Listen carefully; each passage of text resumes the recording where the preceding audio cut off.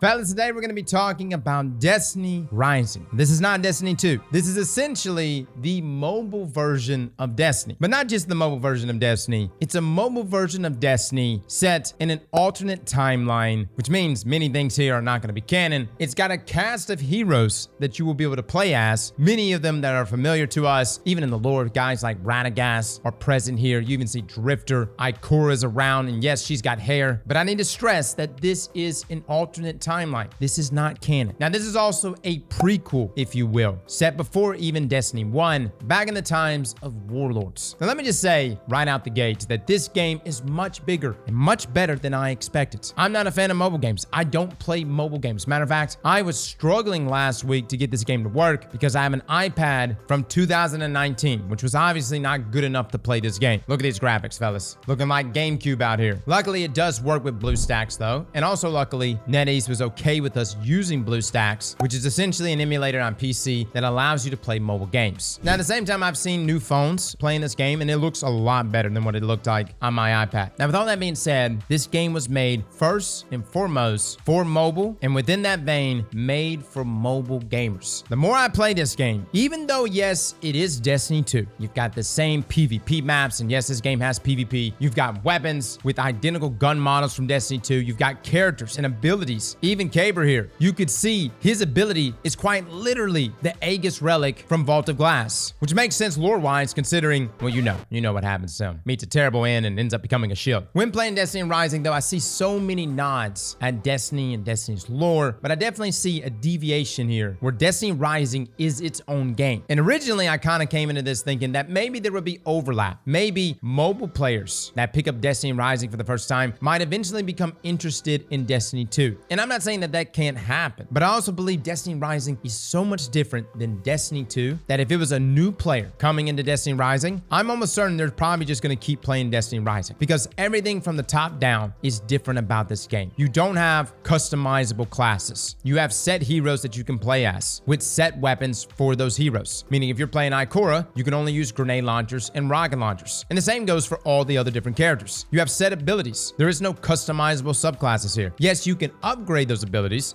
and make them stronger, but it's not like the customization that we have inside of Destiny 2, especially now in Destiny 2 with our fragment and aspect system. Now, there are tons of weapons and especially exotics that are present inside of Destiny Rising that are pulled directly from both Destiny 1 and Destiny 2. Many of the perks also are perks from Destiny 1 and Destiny 2, and some of them even go a step further. No lie, some of these perks are crazy. I've got a perk on a grenade launcher that the very first shot of the GL shoots out multiple GL shots. I've only been able to lock down one exotic, but it's an exotic grenade launcher, and yes, it puts out. And the abilities on all the characters are really cool IP defining abilities, like truly so cool, in fact, that fellas, no lie, it hurts my soul that this is a mobile game first. I'm not saying that I haven't had fun with it, but in that same vein of being a mobile game is its monetization. This is my only real main complaint with this game. Yes, even despite some of the issues with the graphics, the obvious AI voice acting. When I was in there, I sensed their leader's power. The extremely lengthy time to kill inside of PvP, and pretty much on-demand supers, abilities, and heavy there. It's the monetization that I'm so concerned about. And if you're a mobile gamer, you're already okay with this. But as a PC and console gamer, I just don't like gacha systems. And yes, guys, that is very much present here in Destiny Rising. Pretty much that entire video Imtash made that we reacted to a few weeks ago about what to expect with Destiny Rising came true. Every aspect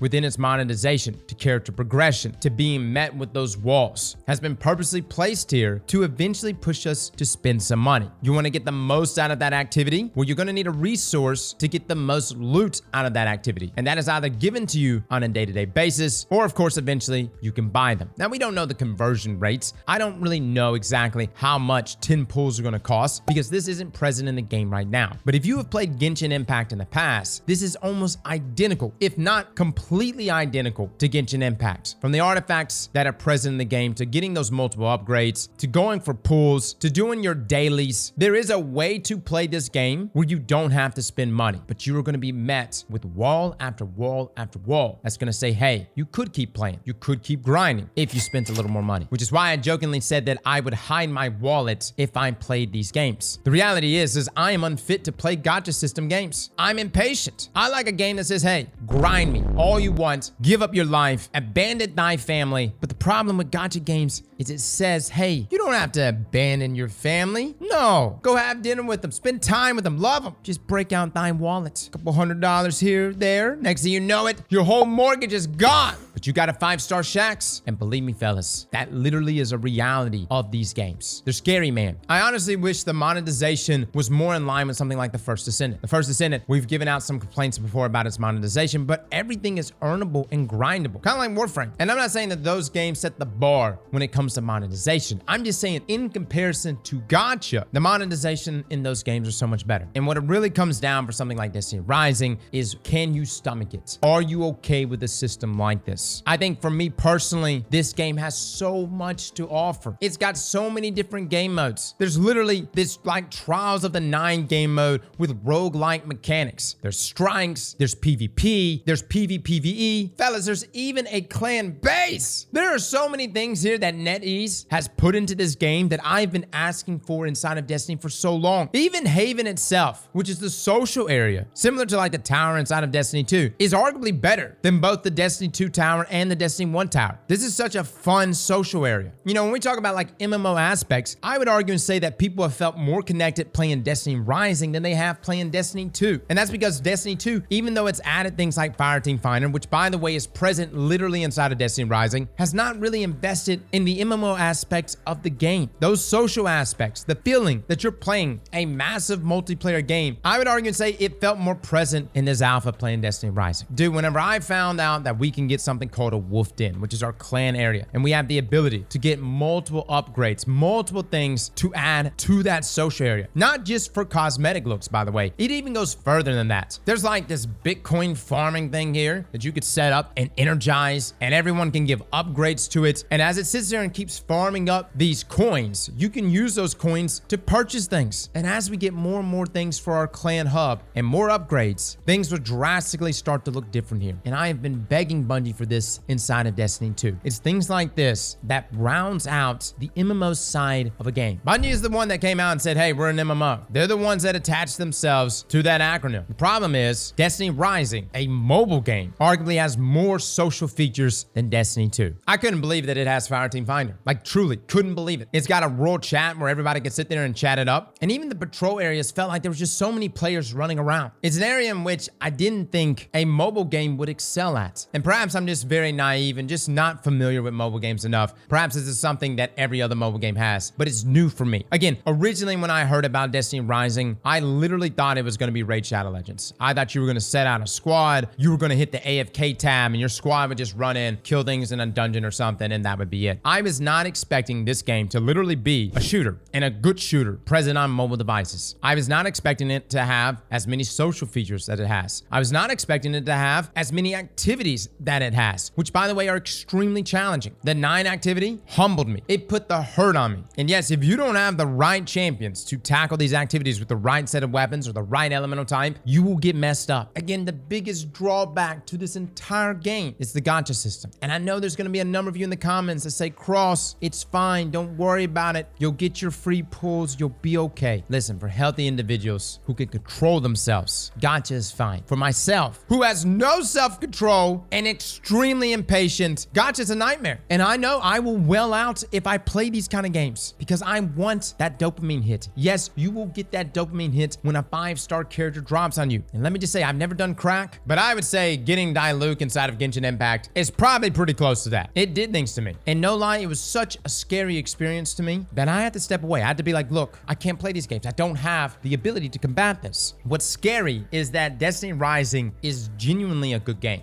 It genuinely has great activities. The gunplay on it is pretty solid. Definitely not on the level of like Destiny 2, but good enough, especially considering you could just hook a controller up straight to your phone. And the lineup of champions, as well as weaponry you could choose from, with like a splash of lore, even if it is in an alternate timeline, it's still going to be something that's going to interest Destiny players. I think the biggest thing that Destiny Rising has outlined for me is just how hungry Destiny players are. Dude, the Destiny community, who has been a PC console community community now for years has flocked to this game over the past 3-4 days because they are hungry for something new from Bungie. And look, I'm saying this as someone who plays Destiny 2 almost every day, and I like D2, but I have to step back and just analyze the community as a whole. And when I see them diving into this game, almost like it's a Destiny 3, it makes me sit back and ask, hot damn, this community really just wants more Destiny. Maybe not Destiny 2, but they want more Destiny, whether that be D3 or Destiny Payback, or even Destiny 2 dropping the 2 and being like Destiny forever. Now you have a bunch of players that are willing to grind a gacha game. And I'm not saying that Destiny Rising isn't a good game, but there are going to be a ton of people that are going to play this game and play it regularly. And there's going to be overlap from the D2 community into this game. And they're going to play it because it is something new. And I'm not saying that Bungie isn't going to make money on this. If you care about that, if you're like, yo, won't this mean that Bungie makes more money and that means more stuff for Destiny 2? Maybe it does. And it really just kind of comes down to whatever the contract agreement is between Bungie and NetEase. Is NetEase just paying for a license here? Are there any royalty kickbacks? I can't help but wish Bungie themselves, though, made this game. And I'm not saying that NetEase didn't do a good job on it, but we know, like NetEase and their history with monetization, I think this game would have had a hell of a splash, while simultaneously sitting well with folks if it had a fairer monetization system. And the whole "this is set in an alternate timeline" is essentially there because it shifts the liability away from Bungie and away from NetEase to go into whatever direction they want to go into lore-wise. They don't have to adhere to anything. And I will say there's probably going to be some very cool aspects about Destiny Rising's lore that's going to be cool. I mean, hell, we got to see the Sentinels. They look cool as hell. These big giant robots roaming around, literally swatting away fallen ships. But I can't help but wish Bungie themselves made this game. They made it canon, while also taking this experience to both consoles, PCs, and maybe even mobile. Overall, what I will say is that Destiny Rising has gone above and beyond what I expected as a mobile game. Now, for me personally, I probably won't be playing this game as a main game. I will dabble in it from time to time. I will enjoy it, but gacha systems and me just don't mix, fellas. I wish I was stronger. I'm just not. I'm not fit to play those kind of games. I do like the cast of heroes we get to play as. Yes, the voice acting could definitely be a lot better. The AI they literally use sounds nothing like the original VA, almost to the point where it's comical. And I would say the story itself in the game isn't anything crazy. I wasn't like, oh my god, this is on Witch Queen's level. But at the same time, I wasn't expecting that. I wasn't expecting final shape quality. I was expecting a mobile game, and like not even a good mobile game. And what you're getting out of Destiny Rising is genuinely a great mobile game. It just has a very dangerous monetization system that I personally have to distance myself from. I'll probably hit my dailies, do those kind of things, get my checklist done here and there, but that's probably going to be the extent of my experience with Destiny Rising, and not as a main game. Now, will Destiny Rising have raids in the future? Maybe. Hell, they got a lot of different activities that I wasn't expecting even right now. And if they do end up doing raids, that's going to be wild. The question is, what are going to be the requirements from LFG for those rates? I could see it right now. All mythic weapons, know what you're doing, have 5-star characters only, all elemental types. And when you see posts like that, man, it's going to be such a hard paywall to have all those things. But if there is one thing that Bungie themselves could take away from Destiny Rising, is just how hungry Destiny players really are. We have been asking for a new rarity, that being mythic or whatever else. We've been asking for more social features in the game. The fact that we have this roguelike activity that gets progressively harder wave after wave, similar to like the coil, but this activity is definitely designed to be a long-term set in place activity. There's so much here that Bungie themselves can honestly take away from, and no lie, I wouldn't even care if Bungie straight up copy and pasted some of these things in the game, considering NetEase themselves has done the same thing. Bungie owns this franchise. The question is, will they draw inspiration from what they see out of this mobile game and place those features within Destiny itself? We'll see, guys. For the time being though, if you're enjoying Destiny Rising, I'm glad you are. I will say I'm erring on the side of caution because I don't know the conversion rate for its monetization. Yes, you do get a lot of pulls right now, but this is the alpha. Understand, guys, NetEase is putting their best foot forward right now.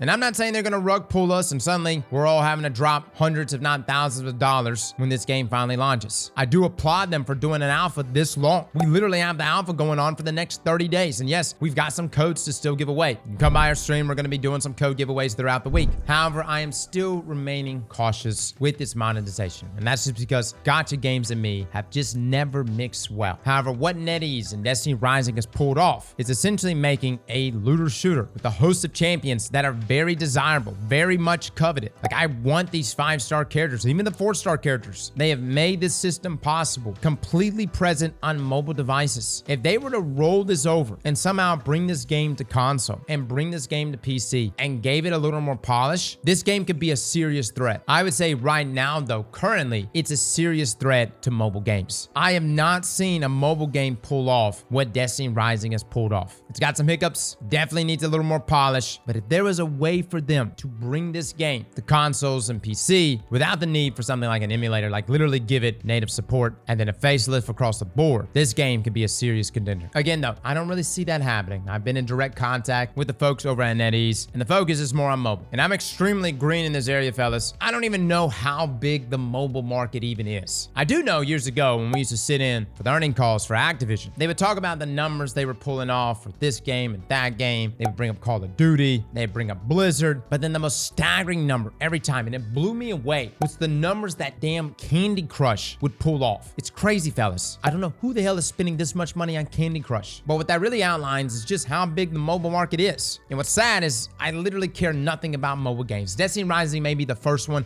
I actually kind of care about, and that's just because it's Destiny. But with it not having native support for PC, and with it being a gacha game, that's where I'm really pumping the brakes, man. So guys, that was my experience with Destiny Rising over the past weekend. Let me know in the comments below what you think. For the time being, I hope Bungie is analyzing this and realizing just how hungry their community is. They see the features that are present inside of Destiny Rising that wasn't even present inside of Destiny 2. And the question I think that needs to be talked about is why? Why aren't these features present within Destiny? Why did it take so long to get Fireteam Finder when Fireteam Finder is literally present here in Destiny Rising? And I know it has some jankiness. The point is that it's present there, and it'll be completely operational when the game launches. And the fact that we have social areas that rival that of the tower, we've got clan hubs that aren't even present inside of Destiny. I can't help but ask why these features aren't already present inside of Destiny 2. So guys, that is my thoughts. Let me know in the comments below what you think. Fellas and ladies, thank you all for coming and watching. And as always, Slap that like button like your mama told you right.